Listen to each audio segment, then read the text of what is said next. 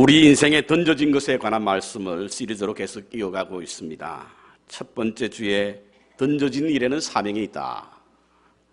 그리고 지난주에는 던져진 고난에는 뜻이 있다. 그리고 오늘은 던져진 재물에 관한 말씀을 함께 나누려고 준비했습니다. 일반적으로 사람들은 결과론을 두고 말을 합니다. 그래서 잘 살고 성공한 사람을 분석할 때는 뭔가 특별한 성공의 원인이 있다 이렇게 말하죠.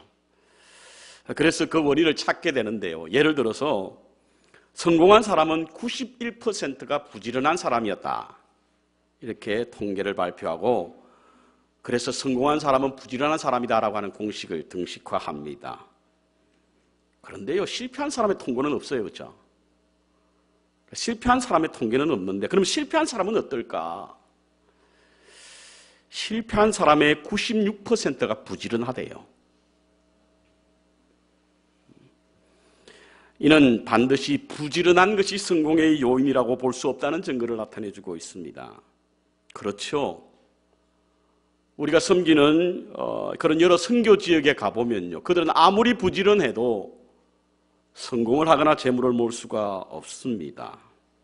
그래서 성공은 우리의 노력과 열심만 가지고 되는 것이 아닙니다. 조건과 환경이 맞아야 하는 것이죠.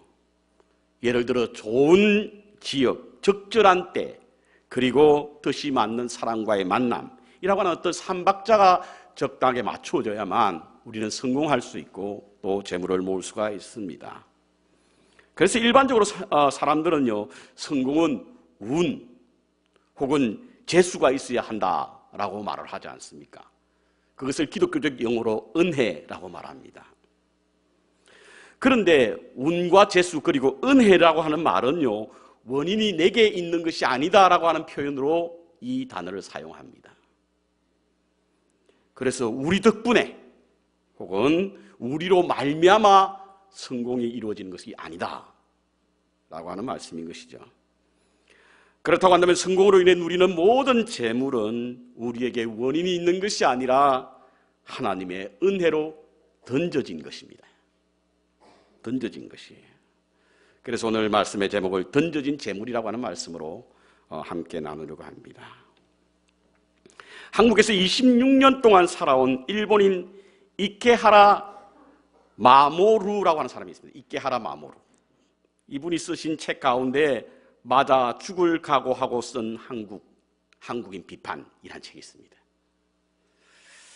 이 책은 제목부터 자극적이라 사람들의 궁금증을 내므로 말미암아 30여만 부나 팔렸다고 합니다. 당시에 국무총리였던 사람은 이 책에 대해서 언급하기도 했다고 하는데요, 일본 사람이 쓴 것이라 씁쓸하기는 하지만 구구절절 그 내용은 우리의 고개를 끄덕이게 만듭니다. 예를 들어 한국인들은 경제는 1만, 의식은 100불. 내 앞에 가는 꼴 절대 못 봐. 입으로만 찾는 의리. 듣기에 다소 불편한 내용이지만 매우 공감이 가는 내용들입니다. 물론 그 저자는 맞아 죽지는 않았고요, 오히려 유명세를 타게 되었다고 합니다. 저는 맞아 죽을 각오는 하지 않았지만 매우 조심스럽게 오늘 헌금에 관한 설교를 하려고 합니다. 헌금 설교는 매우 예민한 문제이고 그래서 많은 목회자들이 꺼리는 부분입니다. 저도 지난 한 19년 동안 강단에서 말씀을 선포했는데요, 돌아보면 잘 기억이 나지 않습니다. 우리 교회에서도 처음으로 아마 전하는 것 같습니다. 그런데 오늘 저는 그 어려운 설교를 하려고 합니다. 사람들은 목사가 헌금 설교를 하면 돈을 밝힌다라고 비난합니다. 그리고 어떤 분들은 헌금 설교를 하지 않는 것이 신령한 것이고 그 말씀을 전하면 속물로 여깁니다. 그렇다면 예수님도 속물이세요. 왜냐하면 예수님께서 공생의 3년 동안 제자들과 예수님을 따르는 무리에게 38번의 비유의 말씀을 전했는데요, 그 가운데 무려 16번이나 재물에 관한 설교를 했기 때문에 그렇습니다. 지난번 저희 교회를 방문하셨던 한진희 교수님과 함께 사석에서 대화를 하던 중에 그분이 이와 같은 말씀을 하셨어요. 이민생활 하시는 분들과의 관계에서 제기되는 여러 문제의 이면에는 바로 돈과 관련이 있다. 세계에서 가장 강력한 자본주의의 경제체제를 갖춘 나라에 살고 있는 우리로서는 돈이 가지는 위력, 그리고 힘, 그리고 우리의 삶에 미치는 영향이 매우 크기 때문이라고 볼 수가 있습니다. 그래서 뉴스를 보면 온통 돈 이야기, 돈 이야기.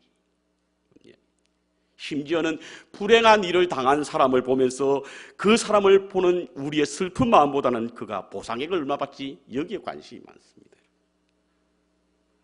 최근에 언론에서 명성교회 문제를 진단했는데요, 어김없이 돈이 그곳에 등장하지 않습니까? 이렇듯 우리의 관심의 중심에 돈이 있다 보니까 돈이 가지는 위력과 함께 돈이 가지는 위험도 있습니다. 돈 때문에 사람을 죽이는 일들이 주위에 종종 일어나는 일이 있지 않습니까, 여러분? 예수님 시대도 이와 같은 일이 있을 것 같아요. 예수님의 사역을 못마땅하게 여겼던 제사장과 바리새인들이 최초로 예수님을 죽이기로 생각했던 그때가 언제냐면 바로 이 돈과 관련된 일이었습니다. 주님이 성전 정화를 했잖아요.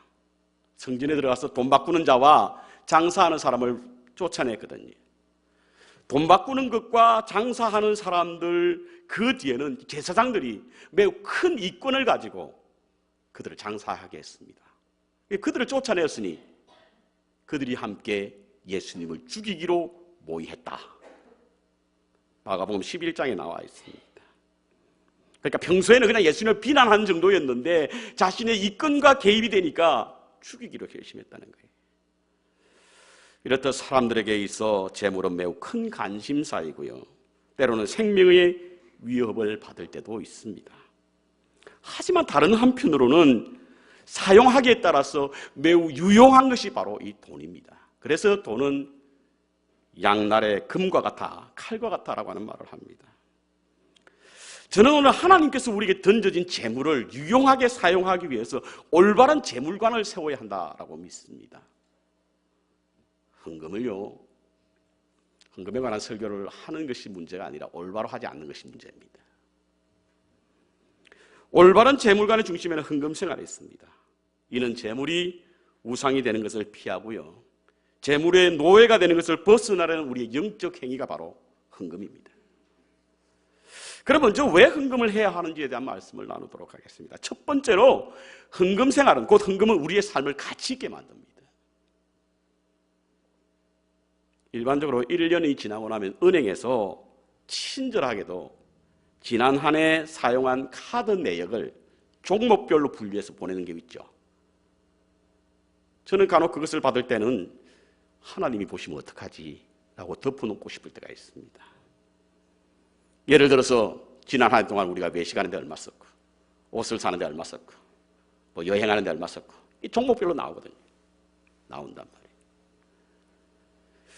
그것을 보면 지난 한 해 내가 무엇을 위해서 더 많이 사용했는가를 알 수 있게 합니다. 가장 많이 사용한 종목이 자신이 가장 중요하고 가치 있게 여기는 것들이거든요.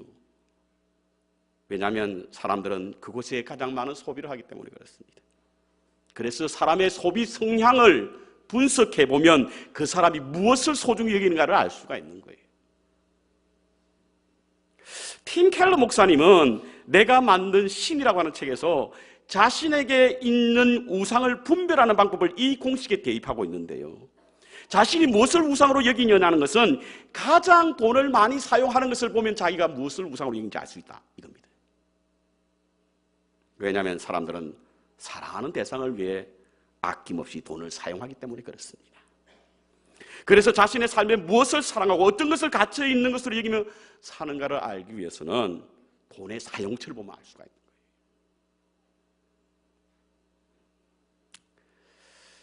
예수님께서 산상수훈이 마태복음 6장 19절에 보면 보물을 땅에 쌓아두지 말라고 하시면서 너희를 위하여 보물을 땅에 쌓아두지 말라. 거기는 좀과 덕록이 해하며 도둑이 구멍을 뚫고 도둑질하느니라. 이런 말씀이 있습니다. 뭐 여러분 잘 아시는 말씀이지요. 그런데 이 본문의 말씀을 가지고 플라싱에 있는 제법 그 이름을 대면 알만한 분이 설교를 하는데요, 저는 라디오 방송에 그 설교 흘러나오는 거 제 귀를 의심했습니다. 여기 나오는 좀과 동록, 도둑, 이것을 어떻게 표현하냐면 뭐 사고, 질병, 예상치 못했던 불행, 이것들로 막 비유를 하면서 마치 협박과 공갈 이것처럼 들리길래 저는 라디오를 꺼버렸습니다. 여러분, 하나님은요 그런 분이 아니시잖아요. 이는 매우 하나님을 나쁜 하나님으로, 욕심 많은 하나님을 몰고 가려고 하는 의도가 있습니다. 이 말씀의 본질적인 뜻은요, 땅에 가치를 두지 말라 이겁니다. 왜? 사라지기 때문에. 땅에 가치를 두는 모든 것은 사라지잖아요. 그래서 저기 보면 해안에 도둑이 구멍을 뚫고 도둑질 한다라고 하는 사라진다는 것입니다. 여러분, 우리가 땅에 사는 동안에 가치를 두고 있는 모든 땅에 대해서 사라집니다. 어떤 것만 남는다고요? 그 다음 절에 보면 우리의 보화를 하늘 창고에 쌓아라. 하늘 창고에 쌓는 것만 가치 있는 것이고 그것만 영원하다는 거예요.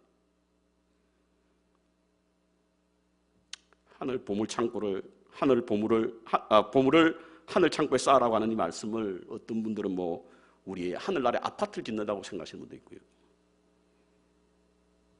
하나님 나라의 중간 자리를 예약하는 것이라고 오해하시는 분도 있습니다. 그거 아닙니다, 여러분. 사라지지 않는, 없어지지 않는 거룩한 가치를 위하여 사용하라 이겁니다. 그러므로 우리의 삶에 얻어지는 것으로 하나님을 위하여 사용하게 되면 우리의 삶은 거룩한 삶이 될 수 있는 줄 믿습니다. 그러기 위해서 헌금하는 거예요. 가치 있는 삶을 살기 위해서. 사라지지 않는 거룩한 것을 위하여. 두 번째로 신앙을 정진시키기 위하여 우리는 헌금합니다. 어떤 분들은요, 헌금 생활은 신앙이 깊어야만 한다고 생각하는 분이 있습니다. 그래서 헌금이 자기는 신앙생활이 약하기 때문에 헌금하지 않는다는 분이 있죠. 그런데 그렇지 않습니다, 여러분. 신앙을 깊어서 하는 것이 아니라 신앙을 깊게 하기 위해서 헌금하는 거예요. 자, 제가 여러분에게 한번 묻겠습니다. 사랑하기 때문에 결혼합니까? 결혼했기 때문에 사랑합니까? 좀 어려운 질문인가요? 옆에 혹시 짝이 계시면 한번 물어보시기 바랍니다. 결혼했기 때문에 사랑합니까? 사랑하기 때문에 결혼했습니까?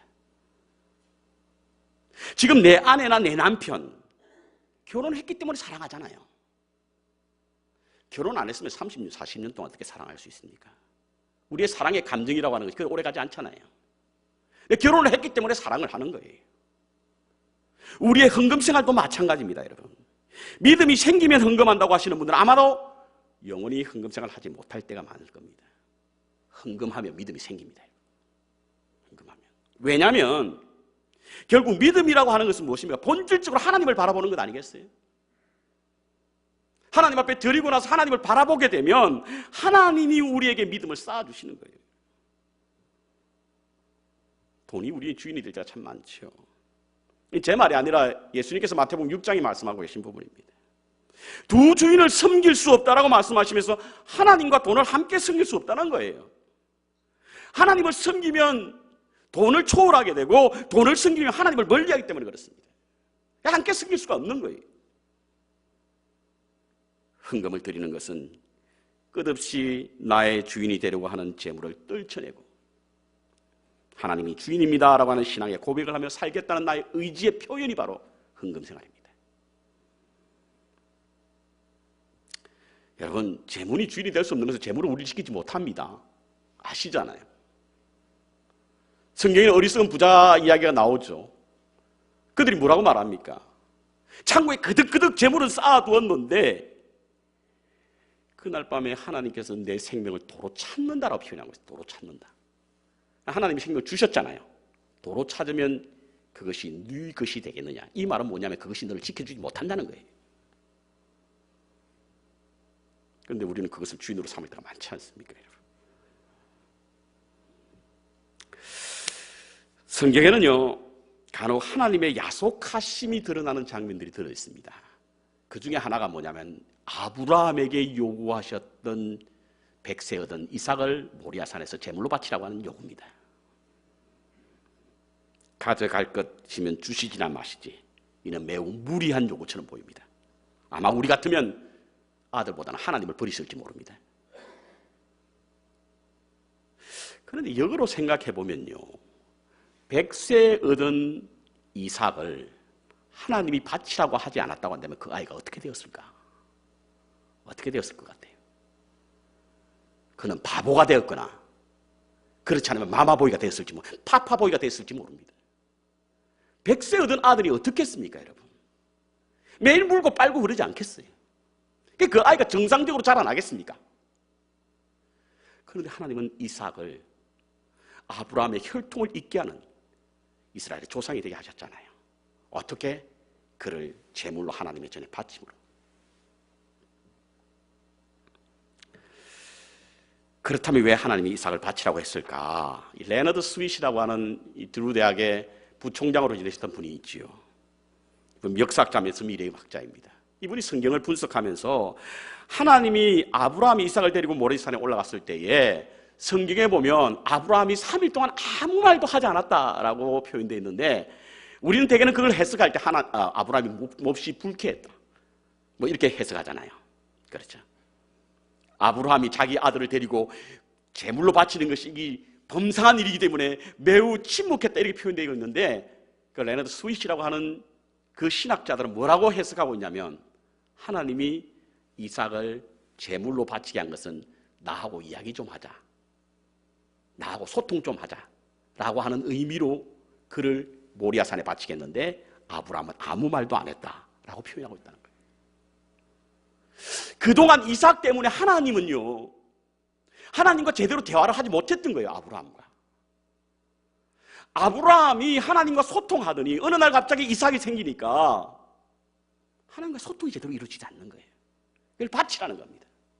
소통 좀 하자는 거예요. 대화 좀 하자는 겁니다. 하나님이 가장 귀한 것을 바치라고 하는 것은 나하고 좀 대화를 나누자는 뜻입니다. 여러분. 우리가 귀중히 여기는 제물을 하나님께 바치라고 하는 것은요, 하나님이 우리와 교제하고 싶어서 하는 겁니다.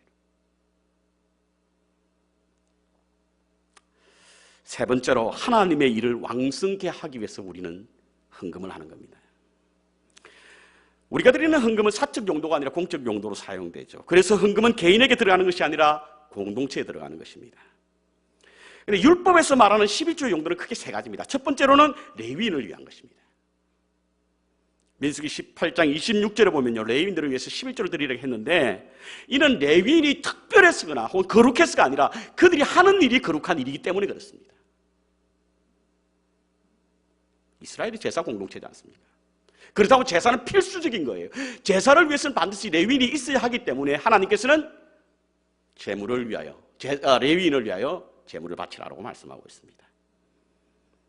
한때 이스라엘 백성들이 11조를 하지 않으므로 레위인들이 집을 떠났던 장면이 있는 거 아시죠?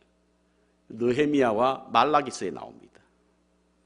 느헤미야와 말라기스의 배경은 어떤 것이냐면 바벨론 포로로 끌려갔다가 예루살렘에 와보니까 하나님의 성전은 해파되고 레위인은 떠나고 제사는 이루어지지 않고, 그래서 느헤미야가 찾았던 거예요.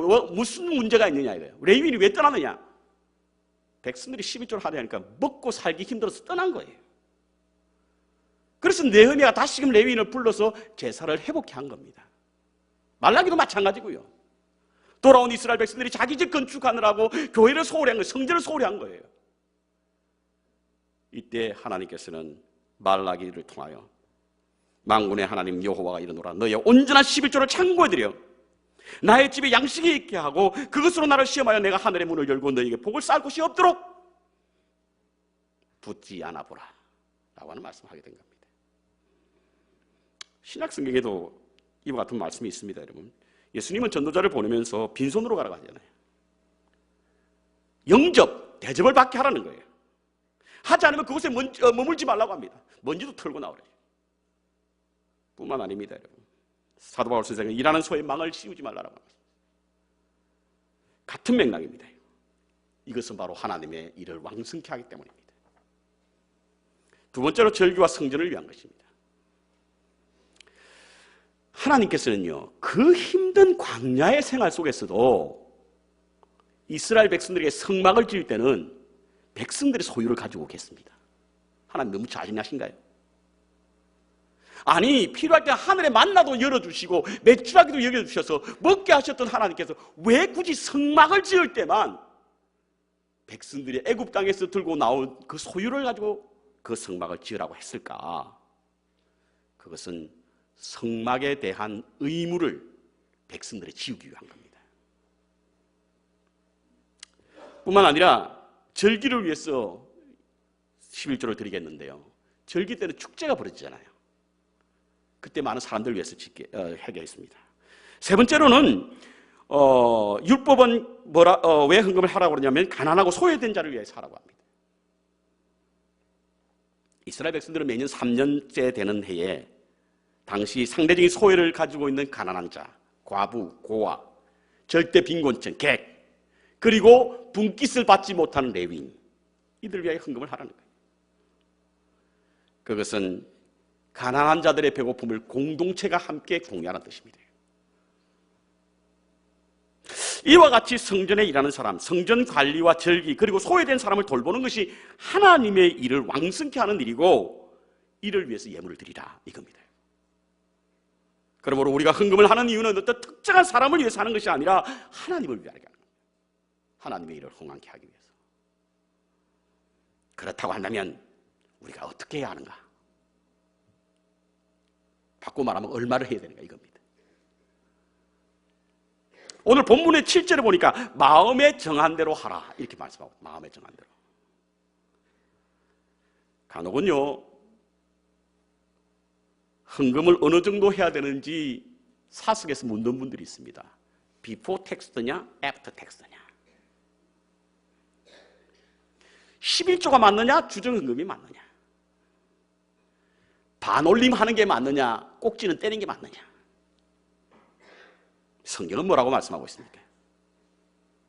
성경은요, 마음에 정한 대로 하라 이렇게 말씀하고 있는 거예요. 헌금은 하나님과 자신과의 관계입니다. 관계. 그래서 누가 어떻다 저떻다 말할 수도 없을 뿐만 아니라 그것에 개입할 수도 없는 거예요. 하나님과의 관계 속에서 내가 마음에 정한 대로 하는 것이기 때문에.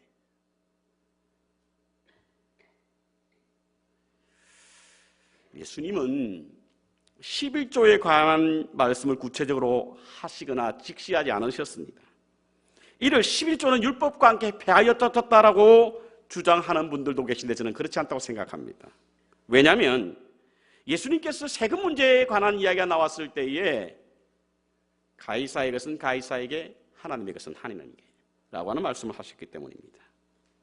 아니 11조보다 좀 더 중하고 그리고 많게 적정하며 하신 말씀이 뭐냐면 바로 내 재물이 있는 곳에 내 마음이 있다 이겁니다. 이를 톰 켈러 목사님은 이렇게 말하고 있습니다. 예수님께서 11조를 규정하지 않으신 것은 율법에는 대속물이나 소나 양이나 염소 있기 때문에 10분의 1이라고 하는 걸 정했지만 신약에서는 우리의 대속물이 하나님의 전부이신 아들 예수님 자신이셨기 때문에 11조로 한정 지을 수 없었기 때문이다 이렇게 말씀하고 있습니다. 김인봉 목사님은요, 헌금에 관한 설교를 이와 같은 맥락으로 믿지 않는 사람들은 수입의 모든 것이 자기의 것이라고 생각하고 바리새인들은 10분의 1만 하나님의 것이고 나머지는 다 자기 것으로 생각하지만 그리스도인들은 모든 것이 하나님의 것인데 우리가 그것을 사용하고 있다라고 하는 믿음을 가져야 한다 이렇게 말하고 있습니다.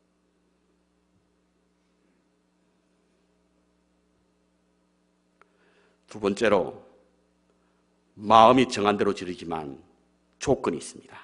그 조건이 뭐냐면 바로 인색함이나 억지로 하지 말라는 거예요.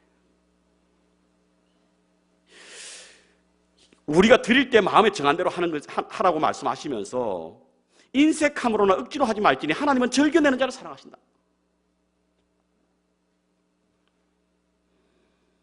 그리고는 그 이유를 6절에요. 6절에 곧 적게 심는 자는 적게 거두고 많이 심는 자는 많이 거둔다라고 하는 조건을 제시하면서 인색함으로나 억지로 하지 말라 이렇게 말씀하고 있는 거예요. 하나님은요, 세상을 창조하실 때에 창조의 법칙을 만드셨어요. 그래서 우리는 이 창조의 법칙을 하나님이 만드셨기 때문에 존중해야 합니다.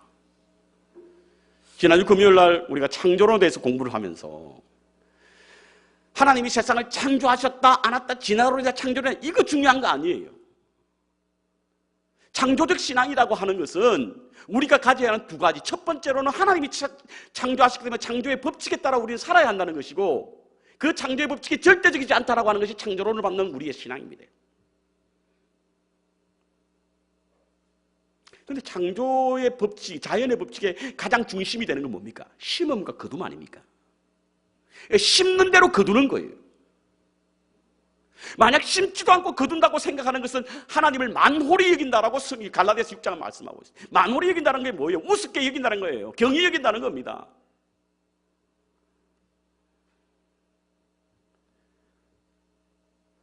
적게 심고 아무리 땅을 밟아도요, 7바퀴를 도는 것이 아니라 70바퀴를 돌아도요, 70바퀴라고 통성기도를 해도요, 심은 것만 거두는 것이 자연의 법칙이고 그것은 하나님이 만드신 것이기 때문에 우리는 그것을 존중해야 된다는 겁니다. 그렇다면 많이 거두기 위해서 많이 심어야 한다는 거예요. 이것을 자신에게 돌아올 보상을 위한 투기적 개념으로 오해하지 않기를 바랍니다. 우리가 드리는 것은 나를 위한 것이 아니라 하나님을 위한 것이라고 한다고 한다면 우리가 많이 심게 될 때 하나님이 많이 거두신다는 거예요.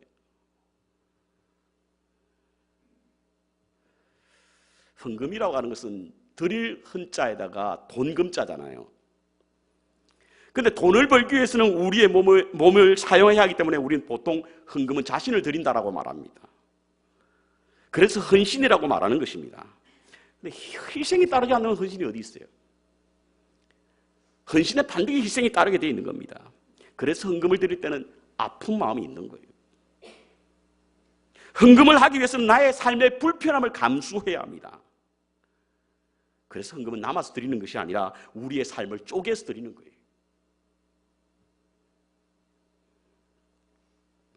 한국의 대표적인 감리교의 지도자로 불리는 김선도, 김홍도, 김국도가 목사님이 계십니다.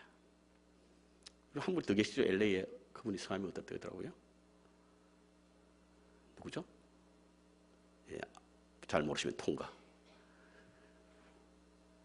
지금은 우리 사회가 세습의 문제로 지탄을 받고 있지만 세습의 문제가 나오기 전까지만 해도 한국 교회의 부흥을 일으켰던 감리교의 세 분의 바로 이 김홍도, 김국도, 김선도 목사님이십니다.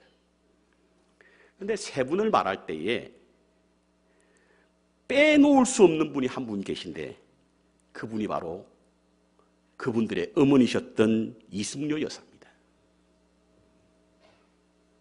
그 시대는 다 그랬지만 우리 김 목사님의 가정도 매우 어려운 그런 환경에서 자랐다고 합니다. 아르바이트도 하고요, 생활을 위해서 돈을 벌기도 하고 그렇게 힘들게 살았는데 이승려 이 전도사님이셨죠. 이분은 철저하게 주일 성수와 11조 신앙을 가르쳤고 그 일을 행했다고 합니다. 이건 하나님의 것이다 구별했다는 거예요. 주말이 되면 너무 어려워서 먹을 것이 없어가지고 돼지에게 주는 술 찌꺼기 있잖아요. 그걸 먹고 교회 가서 선생님한테 혼나기도 했답니다. 예배드리다가 비틀거리기도 했답니다. 너무 어렵다 보니까 이 세 분 중에 우리 김국도 목사님이 좀 별나거든요. 그분 생긴 것도 좀 별나게 생겼어요. 이분이 너무 힘들고 배고프니까 장롱 속에 어머니가 11조로 모아둔 돈, 그것을 훔치려고 장롱문을 열었다고 하잖아요. 그것을 본 어머니가 김국도 목사님을 향하여 그것은 독이야. 그거 먹으면 죽어.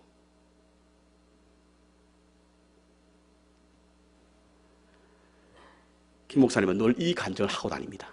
이 간증을. 저는 이와 같은 어머니의 믿음으로 그 자녀가 잘 되었다고 말씀드리지 않겠습니다. 여러분들의 믿음의 분량대로 해석하시기 바랍니다. 하지만 분명한 것은 그 어머니는 자신들의 자녀들에게 헌금 생활에 대한 분명한 가르침을 주셨던 분이십니다. 다소 미신적이라고 할 만큼 철저한 헌금 생활을 통해서 하나님의 것을 하나님께로 돌리고자 하는 가르침이 어릴 때부터 배워왔고 그 믿음을 이분은 여전히 간증을 하고 다닙니다. 비록 지금 저 세 분 그리고 나머지 네 분의 아들들은 우리 신앙생활 하시는 분들의 성향에 따라서 어떤 분들은 비난받기도 합니다. 하지만 모든 사람들이 공통적으로 존경하고 사랑하는 분이 바로 그의 어머니 이숙녀 전도사님입니다. 오늘날 그리스도의 삶은 넉넉해지고 생활은 부요해졌는데 영적으로 빈곤에 사로잡혀 있다라고 하는 말을 듣습니다. 이는 기도 생활을 적게 했어도 교회 생활이 부족해서도 아닙니다. 영적 생활을 위한 우리의 비용이 육체적인 삶을 위하여 사는 것보다 현재 적은 것에서 오는 겁니다. 생활 환경이 나아질수록 우리가 더욱더 영적 빈곤감을 느끼는 것은 풍요가 가져다주는 세상적인 요구가 더 많아지니까 상대적으로 영적인 것을 위하여 사는 것이 적어질 수밖에 없고, 그와 함께 우리는 영적 빈곤을 느끼는 겁니다. 그러니 우리의 영적 체질은 허약해지고 내적 기쁨과 부요를 느끼지 못하는 거예요. 저는 이 설교를 준비하면서 헌금하시는 분들은 헌금의 바른 원리를 이해하기를 바라는 마음으로 했고요. 하지 않는 분들은 헌금 생활의 도전을 위해서 간절히 기도하는 마음으로 준비했습니다. 그 기도가 응답되기를 바랍니다. 올바른 헌금 자세로 하나님의 부요와 평안이 넘치는 믿음의 삶을 사시는 저와 여러분 되시길 주님의 이름으로 축원합니다.